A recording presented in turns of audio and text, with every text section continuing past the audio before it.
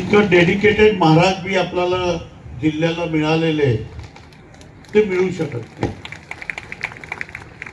इतकं डेडिकेशन आहे की त्यांना रात्र दिवस व्यसनमुक्ती कशी होईल, लहान मुलांना संस्कार कसे मिळतील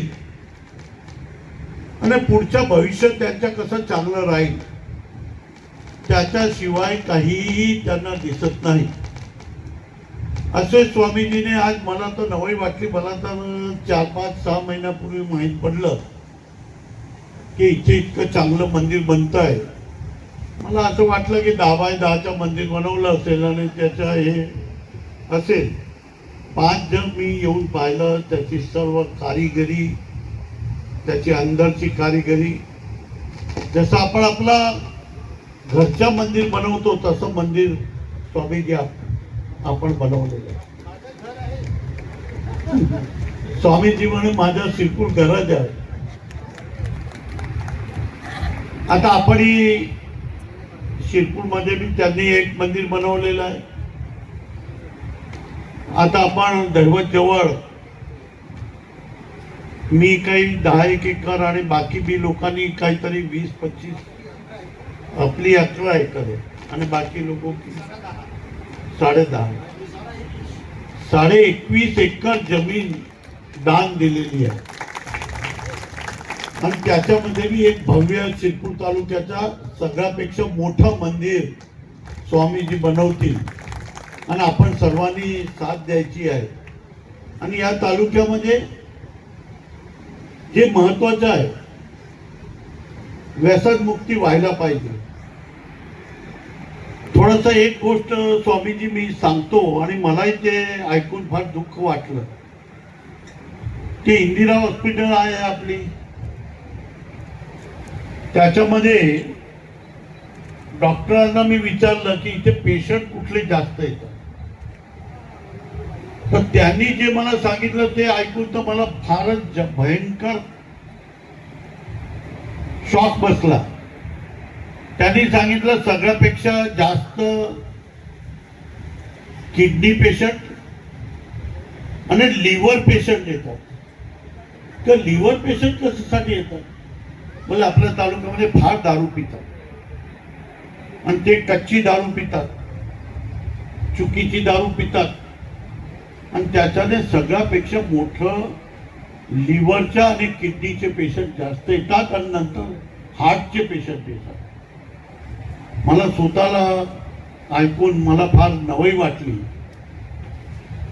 तुम्ही करवंचे लोक इथे हजर आहेत, त्यांना सगळं अनुभव येत असेल दारूच्या. घरी आपली माता बहिणी बसलेली आहे, त्यांनाही माहीत पडत असेल घरामध्ये आपला हसबंड आणि आपले पिताश्री कसे येतात. मी असं मानतो की 99% लोक असे पित नसेल, पण जे आम्ही जे हॉस्पिटलमध्ये ऐकलं त्याच्यावरून फार दुःख होत आहे. मानवी जीवन किती 84,000 वर्षानंतर आपल्याला मिळतं आणि त्याला सुख संपत्तीने चांगल्या प्रकारे राहायला काय अडचण आहे? का आपण जल्दी वर जायला पाहिजे? आमच्या सरकारची गोष्ट वेगळी आहे. आम्ही 14 वर्षापासून टेन्शन मध्येच जीवतो आहे, आधी टेन्शन मध्येच जीवतो, त्यामुळे आम्ही जल्दी जाणार आहे. पण तुम्हाला कसलं टेन्शन आहे? तुम्ही तर सुखी लोक आहात. शांतीने राहायचे आणि शांतीने जगायचे. तर 95-100 वर्ष का आपण जगू नये? ते आता आनंद महाराज आपल्याला शिकवतील आणि त्यांची शिकवण ते ठेवून आपण असं जगायला पाहिजे असं मी विनंती करतो. कारण ईश्वर आपल्याला फार वर्षानंतर इथे जीवन देतं.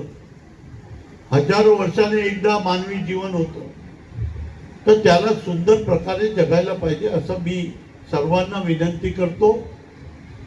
आणि मंदिर पाहून मी फार खुश झालो. माझी हृदयाला स्पर्श होईल असं मंदिर बनवलं आणि त्याला तसंच ते ठेवतील. गावचे लोक बी तसंच ठेवतील. खरं म्हणजे आनंदजी स्वामी साहेब सगळे यंग मुलं आपल्या बरोबर आहे, ते ऐकून आणखी खुशी होते. कारण यंग मुलांमध्ये हे सगळं आलं तर जे झालं ते विसरायचं, पण नवी जनरेशन, नवीन मुलं हे चांगल्या प्रकारे आपला जीवन व्यतीत करतील इतकी ईश्वरचरणी प्रार्थना करतो. स्वामीजींना प्रार्थना करतो, त्यांना नमन करतो आणि माझे 2 शब्द संपवतो. जय हिंद, जय महाराष्ट्र.